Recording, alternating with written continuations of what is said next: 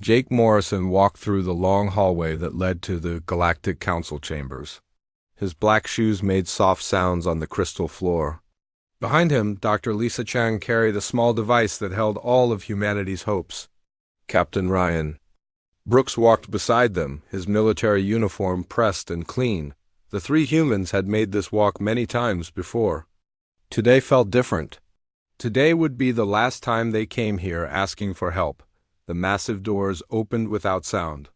Inside, 12 alien beings sat on tall chairs made of strange, glowing materials. Each chair held a different species.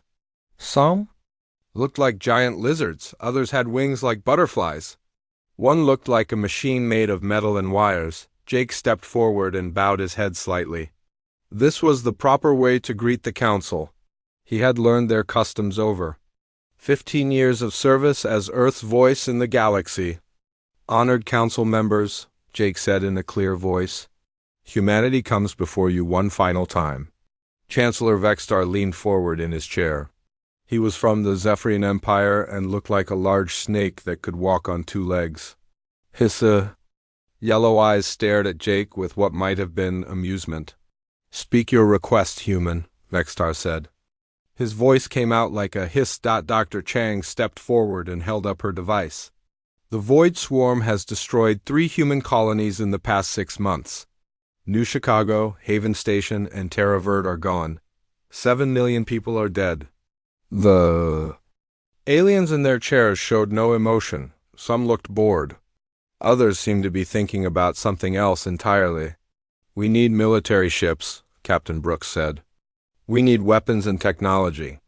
The Void Swarm is not just a human problem. They will come for all of us eventually. High Counselor Zalaneth fluttered her bright wings. She was from the Altarian Collective and looked like a giant moth that could speak. The human territories are far from our core worlds. Why should we risk our fleets for such a small threat? Jake felt something cold grow in his chest. He had heard these words before, in different forms. Always the same message: humanity was not important enough to save. Our doctors have cured 17 different diseases that affected your peoples, Dr. Chang said. Her voice stayed calm, but Jake could hear the anger underneath. Our farmers feed 3 billion beings across 40 worlds. Our engineers maintain the hyperspace networks that connect your civilizations. The machine being, called Designation Prime Alpha, made a grinding sound that served as its voice. Your contributions are noted but minimal. Your species lacks the advancement necessary for true partnership in galactic affairs. Jake had been Earth's ambassador for 15 years. He had watched human doctors save alien children. He had seen human teachers educate young beings from dozens of different worlds. He had watched human engineers work day and night to keep the galaxy's technology running, and he had watched the Council take all of this for granted. The Void Swarm consumes everything in its path, Captain Brooks said. They turn living worlds into empty space. If we fall, you will face them alone. Chancellor Vextar's forked tongue flicked out of his mouth. Perhaps, but that is a problem for the future. Today we must consider our immediate resources. Another council member spoke up. This one looked like a walking tree with too many eyes. The human request requires ships, personnel, and technology we cannot spare. The risk is too great for such uncertain benefits. Dr. Chang looked down at her device. On its screen were the medical formulas that had saved millions of alien lives.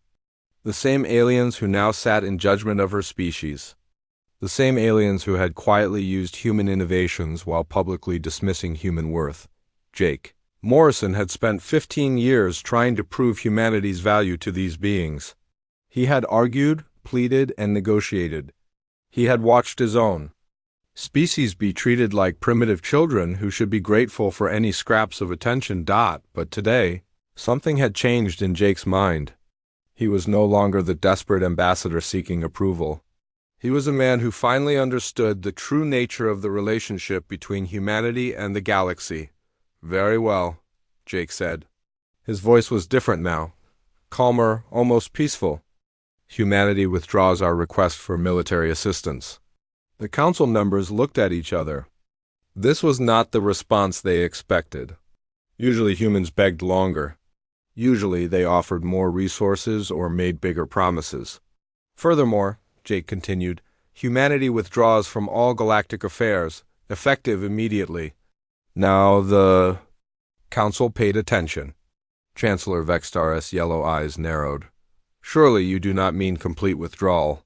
Complete withdrawal, Captain Brooks confirmed. He put his hand on the weapon at his side. Not as a threat, but as a reminder that humans were not helpless. All human personnel will return to human space, Dr. Chang added. All human technologies will be removed from non-human territories. All human assistance will cease. High Counselor. Zalaneth's wings stopped fluttering. You cannot be serious. Your people work throughout our territories.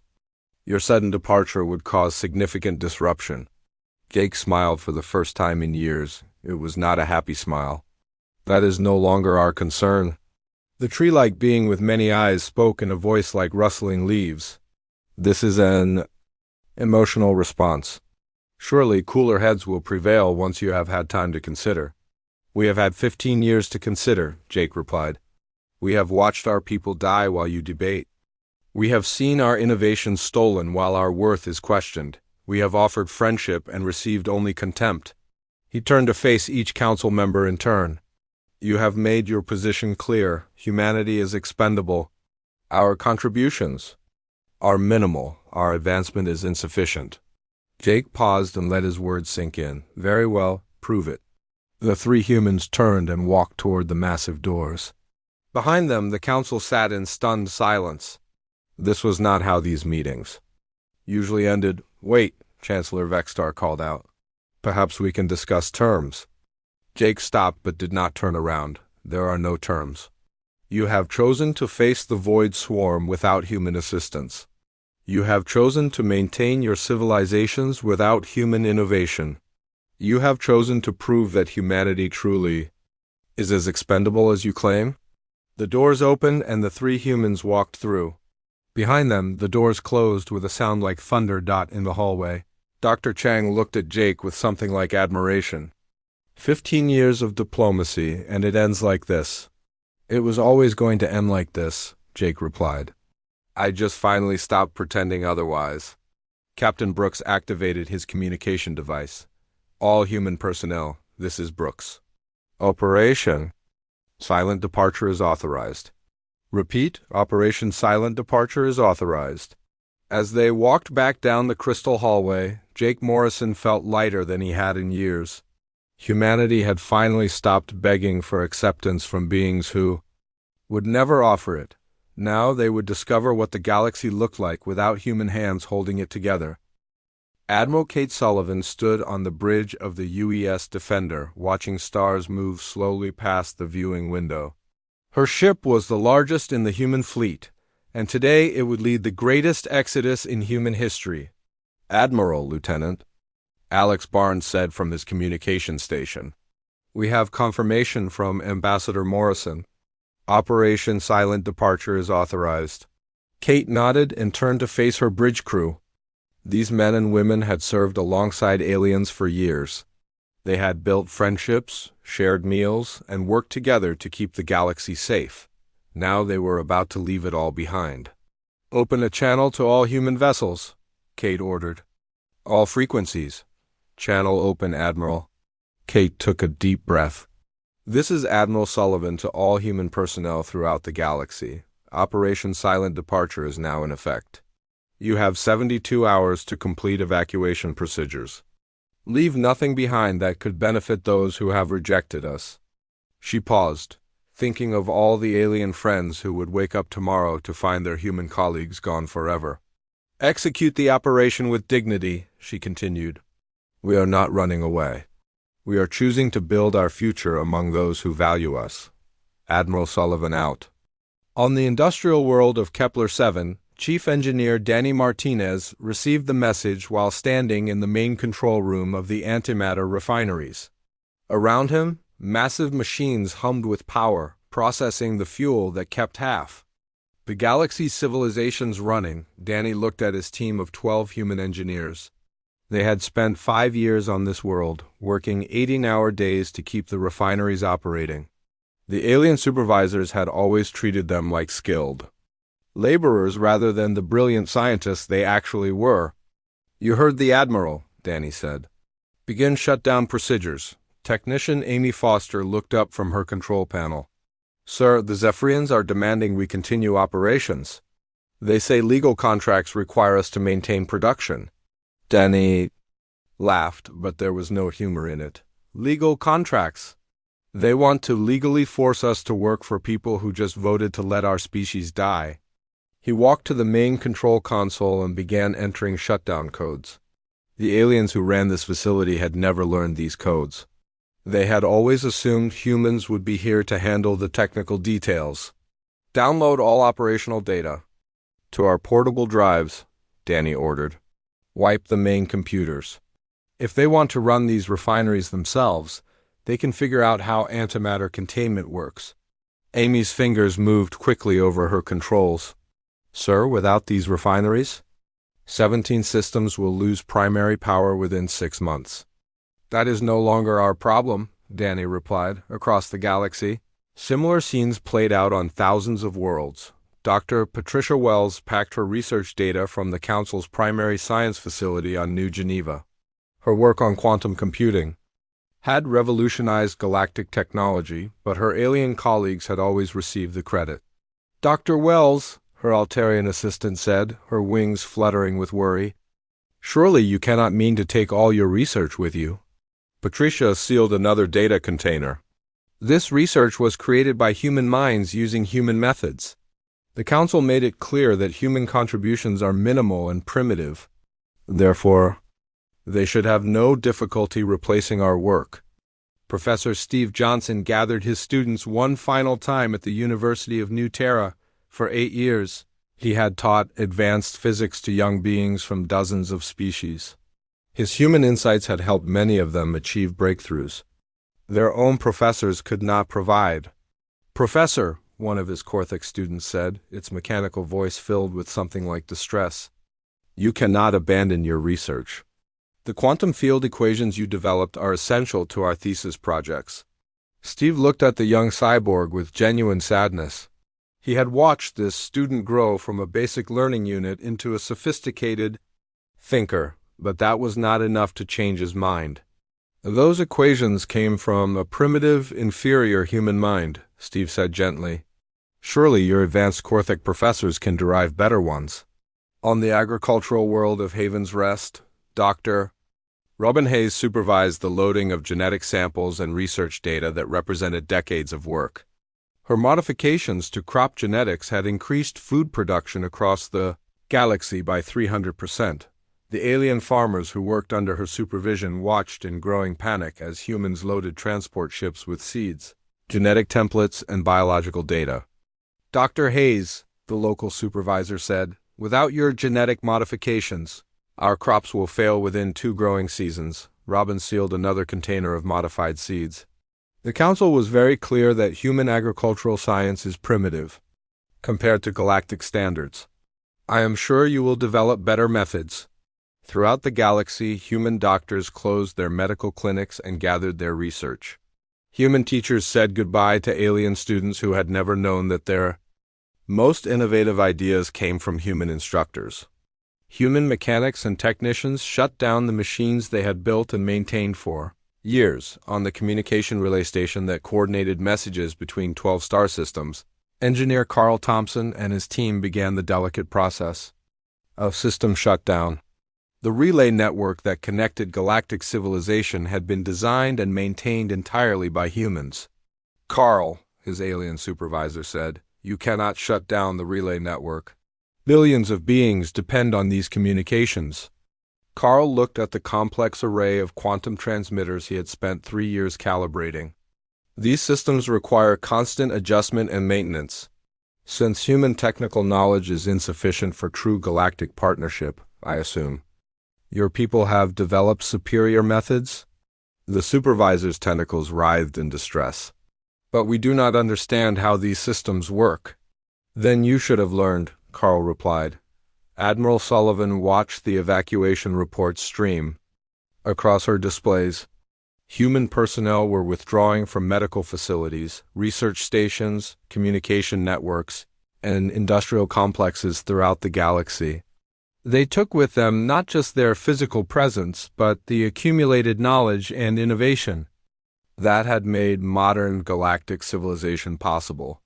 "Admiral," Lieutenant Barnes reported, "we are receiving thousands of requests for assistance. Medical emergencies, system failures, requests for technical support. The volume is increasing exponentially." Kate looked at the streams of desperate messages flooding human communication networks.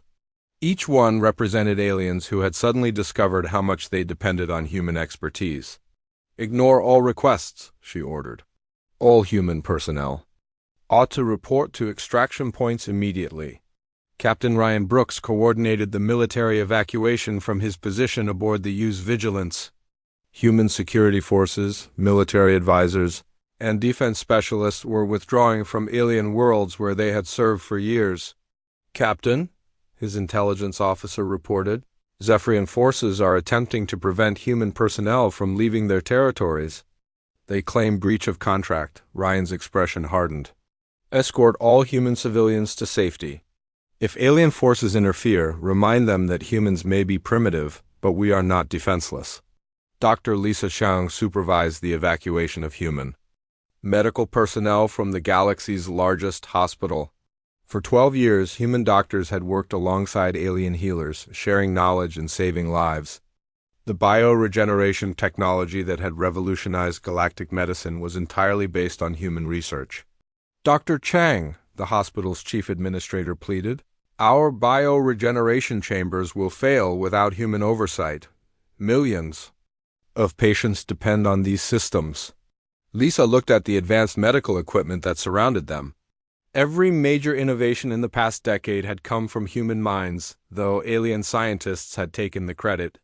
"The Council was very clear about the value of human medical knowledge," she replied. "I am sure your advanced alien medicine will find better solutions." As human ships lifted off from worlds across the galaxy, they left behind more than empty buildings and abandoned equipment. They took with them the invisible infrastructure of knowledge, innovation, and quiet competence that had held galactic civilization together. The aliens who remained behind stood in facilities they did not understand, operating equipment they could not maintain, managing systems whose complexity they had never appreciated. Admiral Sullivan received the final evacuation report as the last human transport cleared alien space. "All personnel successfully extracted, Admiral. 0 casualties." Kate nodded and turned to her navigation officer. "Set course for the outer colonies. Maximum speed." As the human fleet disappeared into hyperspace, they left behind a galaxy that was about to discover the true cost of taking human contributions for granted. The exodus had been completed in silence, with dignity, and with surgical precision. Now the galaxy would learn to function without the species they had dismissed as primitive and expendable. Chancellor Vextar stood in his private chambers aboard the Zephyrian flagship, watching emergency reports flood his communication systems. 3 weeks had passed since the humans departed, and the first signs of serious problems were appearing across the galaxy. "Sir," his aide said, her scales pale with stress, "the hyperspace beacons in the outer sectors have stopped working. Ships are getting lost between star systems." Vextar's yellow eyes narrowed. "Contact the maintenance teams. Have them repair the beacons immediately." His aide's scales grew even paler. "Sir, the maintenance teams were human, all of them." The words hit Vextar like a physical blow. The hyperspace beacon network that connected galactic civilization had been maintained entirely by human engineers. Without their constant adjustments and repairs, the delicate quantum systems were beginning to fail. He had never thought to ask who kept the beacons running. They had simply always worked. "How many beacons are affected?" he asked. 47 so far, and the number is growing. "Our engineers are trying to understand the human maintenance protocols, but the systems are extremely complex." Vextar turned. "To stare out at the stars?" Between those stars, the invisible network that made galactic civilization possible was slowly dying. On the medical world of Sanctuary Prime, High Healer Xanthara faced her own crisis. The bioregeneration chambers that had revolutionized galactic medicine were failing one by one, their complex biological processes breaking down without proper oversight. "How many chambers are still operational?" she asked her medical staff. "Less than half," her chief technician replied. "The protein synthesis chains are destabilizing. Without Dr. Patricia Wells and her team, we cannot maintain the delicate balance required for proper regeneration." Xanthara's bright wings dimmed with worry. The same Dr. Wells who had been dismissed as primitively organic in her medical approach now seemed irreplaceable. Her research had made healing possible for injuries that would have been fatal just 10 years ago. "Can we contact her?" Xanthara asked. "We have tried."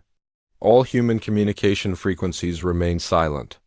In the surgical ward, patients who had been scheduled for regenerative treatment lay in growing pain as the advanced medical equipment slowly failed around them.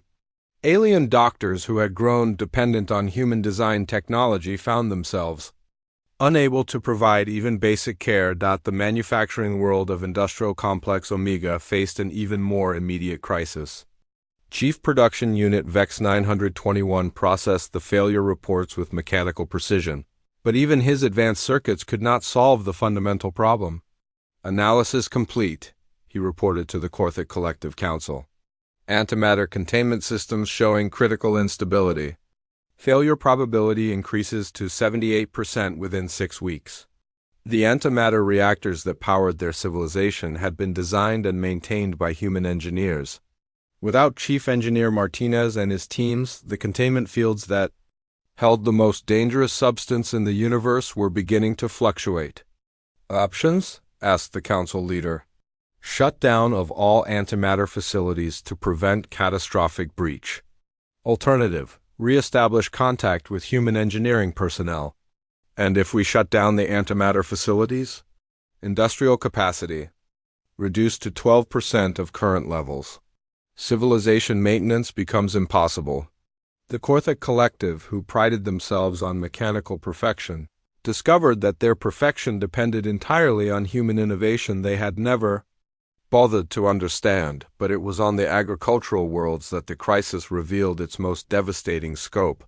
On verdant fields, the breadbasket world that fed 3 star systems, Governor Salthek watched his crops dying in the fields. The modified soil bacteria that had increased productivity by 300% were failing without the specialized nutrients that only human agricultural science had perfected.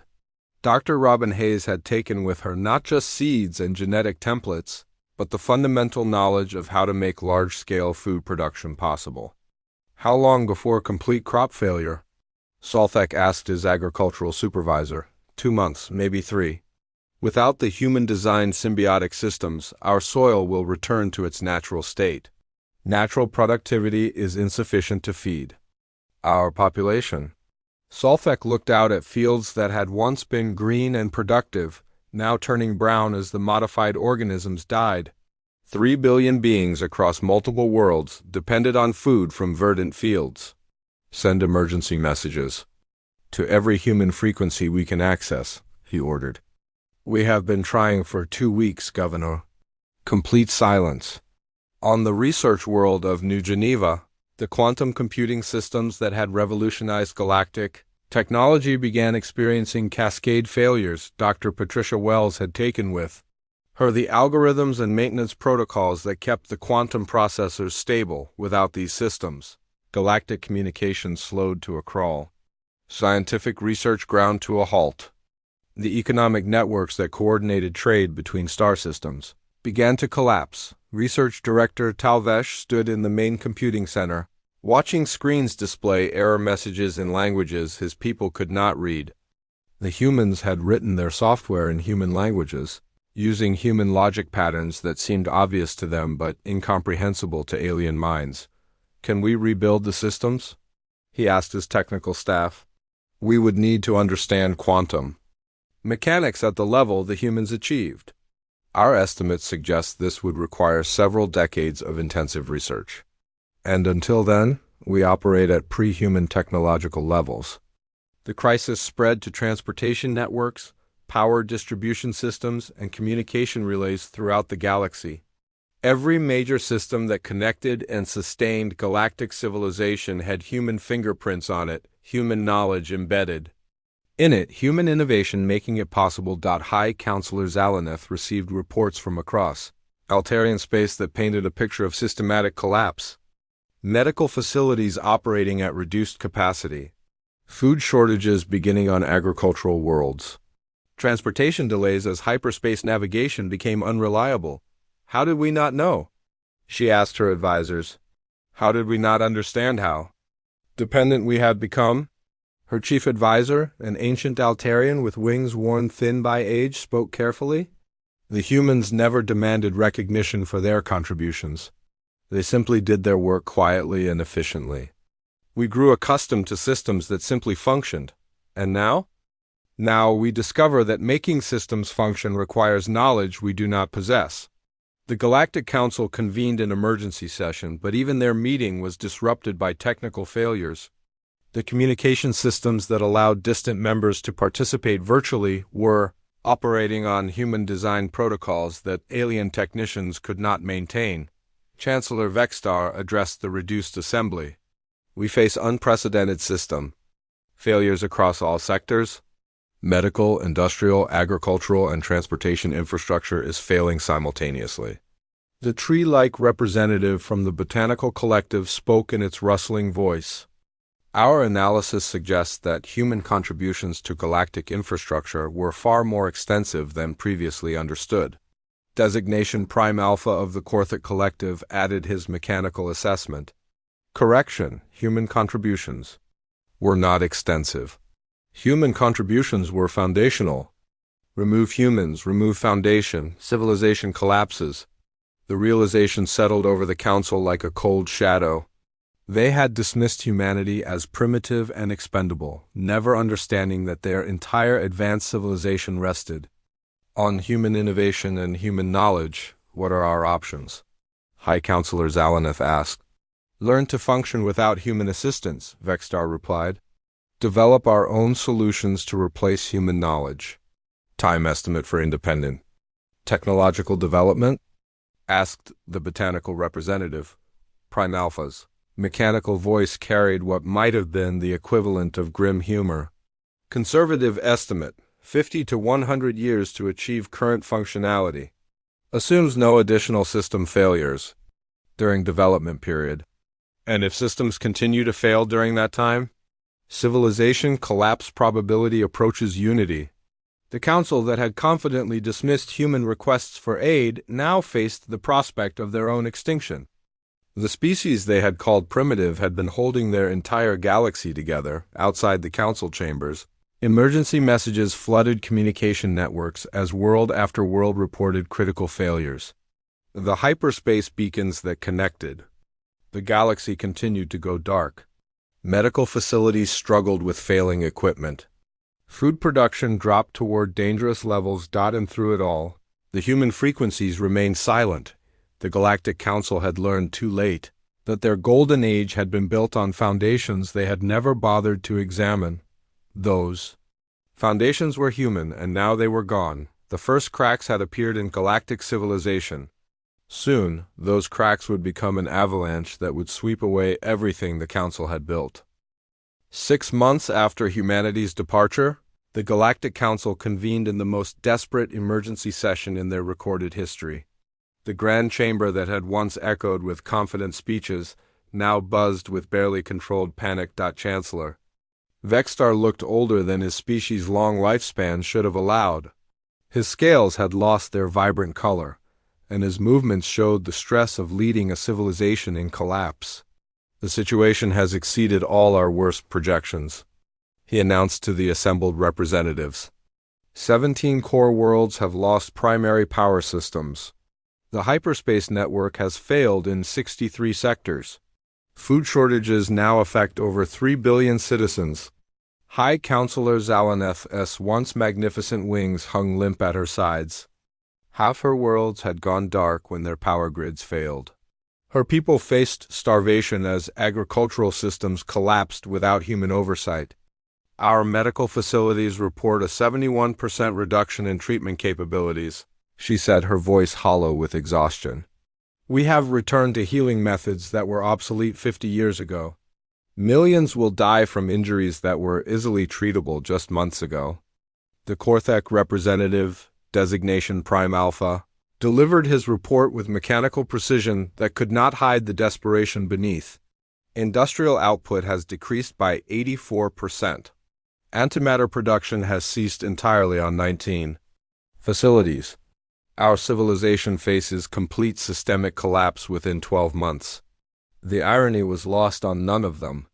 The species they had dismissed as primitively organic and technologically inferior had been the invisible architects of their golden age. Every major advance in the past century had human knowledge woven through it like a supporting skeleton. Have there been any responses to our communication attempts? Asked the representative from the Crystal Dominion, her crystalline form dimmed with worry. None, Vextar replied. Complete silence on all human frequencies. It is as if they have disappeared entirely from the galaxy. But humanity had not disappeared. Far beyond Council space, in regions the galactic powers had never bothered to explore, humanity had been building something unprecedented.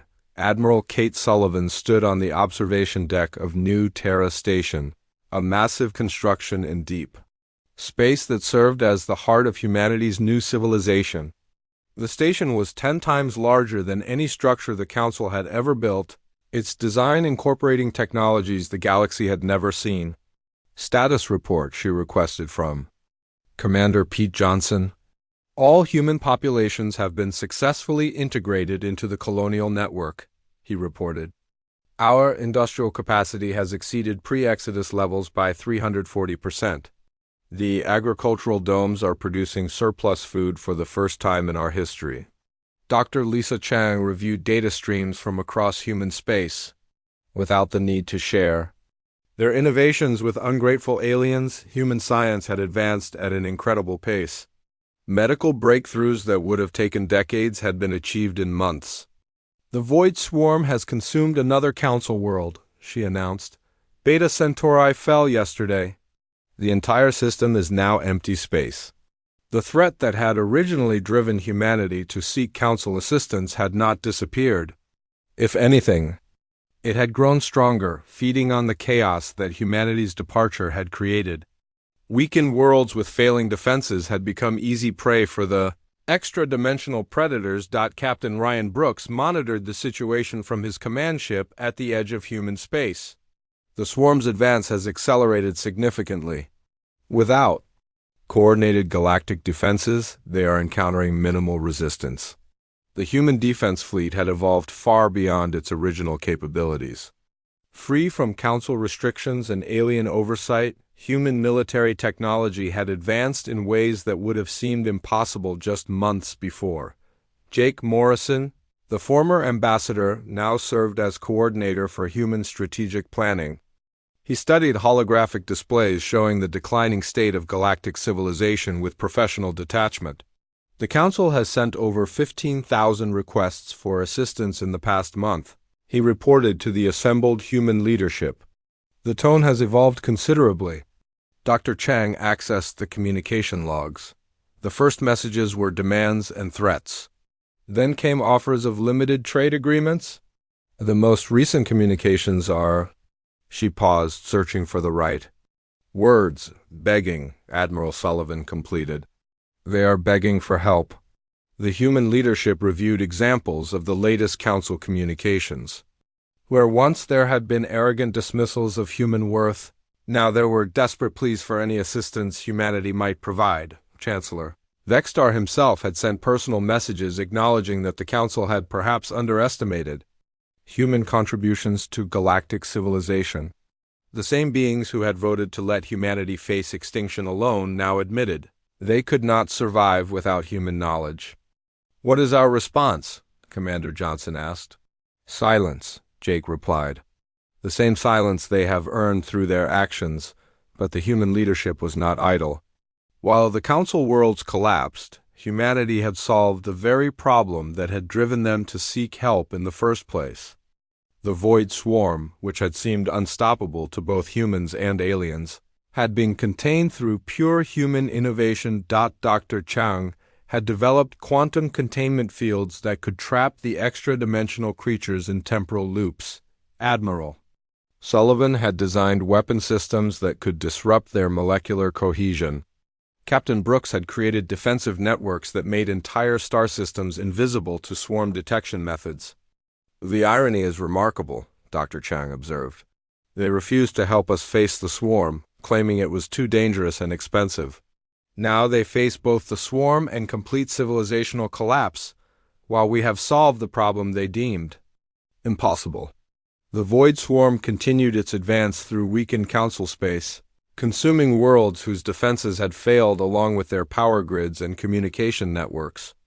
The same civilizations that had considered themselves superior to humanity now fell one by one to threats they could neither understand nor resist on the dying world of Kepler Prime. 15 billion beings had perished when the swarm arrived, to find defense grids offline and evacuation systems non-functional. The antimatter containment failure that followed had sterilized the entire system. Hi. Counselor Zalaneth received the casualty reports in her damaged command center. The lights flickered constantly now that the power grid operated without human maintenance. Her remaining worlds faced similar fates as their infrastructure continued to decay. "Send another message to human space," she ordered her communications officer. "Tell them we acknowledge our mistakes. Tell them we understand now what we have lost." "Ma'am," the officer replied sadly, "we have sent 847 such messages. There has been no response. The Korthik Collective had fared no better. Their mechanical perfection had proven worthless without the organic creativity that had made their systems possible." Designation Prime Alpha's final report to the Collective Council was a simple statement of fact. Collective survival probability without human technological integration, 0.003%. Recommendation: complete submission to human authority and request for basic technological assistance to prevent extinction. But humanity had moved beyond such concerns. Their new civilization operated on principles of mutual respect and shared benefit. The galaxy that had rejected them was welcome to solve its own problems. The Council worlds continued their downward spiral. Medical systems failed, leaving billions without basic health care. Transportation networks collapsed, stranding populations on dying worlds.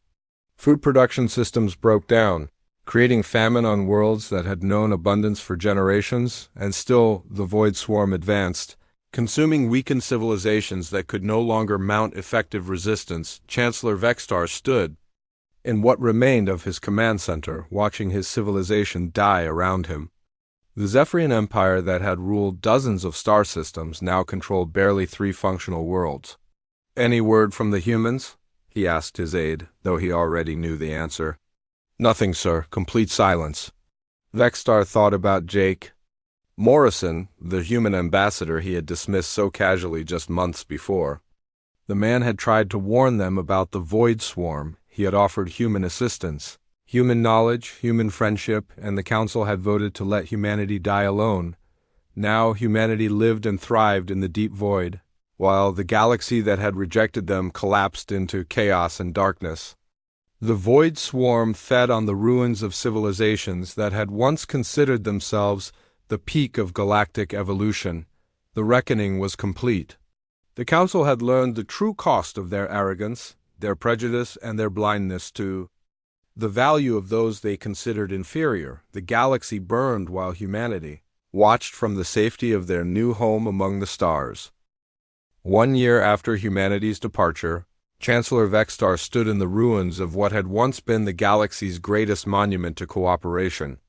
The crystal spires of unity lay shattered across the surface of Central Prime, broken by the void. Swarm's final assault on the heart of galactic civilization. The Council had gambled everything on their ability to maintain their society without human support. They had lost spectacularly.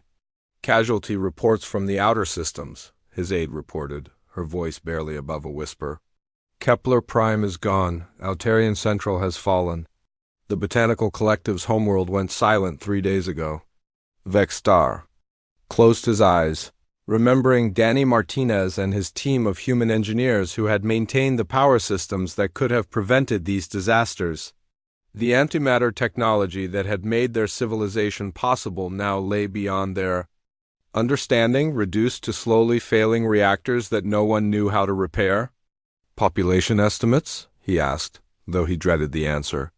17 billion confirmed dead across all species. Another 40 billion are missing, presumed consumed by the swarm or lost to system failures. The numbers were almost impossible to comprehend. In 1 year, the galaxy had lost more than half its population to a combination of technological collapse and alien predation. High Counselor Zalaneth arrived at the ruins in a damaged transport that barely functioned. Her once proud wings were torn and faded, her species reduced to a few million survivors scattered across dying worlds. "Any response from human space?" she asked, though she already knew what Vexstar would say. Nothing. Complete silence on all frequencies. The irony was devastating. The beings they had dismissed as primitive had thrived beyond the Council's worst nightmares, while the advanced galactic civilizations collapsed into barbarism and extinction, but humanity had not remained idle in their exile. In the depths of space beyond Council reach, they had built something the galaxy had never seen before. Admiral Kate Sullivan stood before the completed Titan Gate, a structure so massive it could be seen from neighboring star systems. The hyperspace amplifier represented the pinnacle of human engineering, capable of projecting defensive fields across entire sectors of space. Status of the containment field? She asked Dr. Lisa Chang. The void swarm has been completely halted. At our outer perimeter, Lisa replied, checking her readings. Our dimensional barriers are holding them in temporal stasis. They cannot advance, retreat, or reproduce. The threat that had once seemed insurmountable to both humanity and the Council had been solved through pure human innovation. Working without alien interference or restrictions, human scientists had developed technologies that made their former Council-era achievements seem primitive. The swarm's assault on Council space has intensified, Captain Ryan Brooks reported from his monitoring station. Without coordinated defenses, they are consuming entire star systems within days. Commander Pete Johnson reviewed the latest intelligence. Reports, the Korthic Collective has been completely destroyed. The Zephyrian Empire controls 3 systems. The Altarian Collective has perhaps 2 million survivors. Jake Morrison, now gray-haired but sharp-eyed, studied the holographic display showing the galaxy's civilizations in various stages of collapse. They believe they were the peak of galactic evolution. They could not conceive that their success depended entirely on what they considered an inferior species. The human leadership watched in silence as entire civilizations that had once ruled the galaxy were reduced to scattered refugees fleeing from world to world ahead of the advancing swarm. A new transmission arrived, different from the thousands of desperate pleas they had received over the past year. Chancellor Vexstar himself appeared on the display, alone and broken in the ruins of his command center.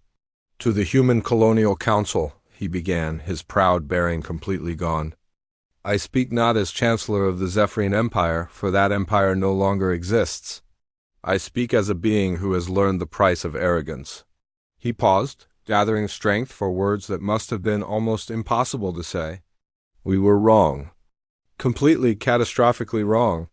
We dismissed your contributions as primitive when they were actually revolutionary. We called your people inferior when they were keeping our entire civilization functioning. We voted to let your species die when you were the only hope for all our survival." Vexstar's voice broke slightly as he continued. "We took everything you gave us and offered nothing but contempt in return. We built our golden age on human innovation, and then refused to acknowledge the builders." The transmission showed the devastation around him. Broken equipment, failed life support systems, and the constant flicker of failing power grids. "You owe us nothing. Less than nothing. But if there is any mercy in your species," Any compassion for those who failed so completely to recognize your worth? We beg your forgiveness. We beg for any help you might provide." The message ended, leaving the human leadership in contemplative silence. Dr. Chang spoke first. "The humanitarian crisis is beyond calculation. Conservative estimates suggest complete extinction of galactic civilization within 6 months. They made their choice," Admiral Sullivan replied coldly. "They chose to see us as expendable when we offered partnership.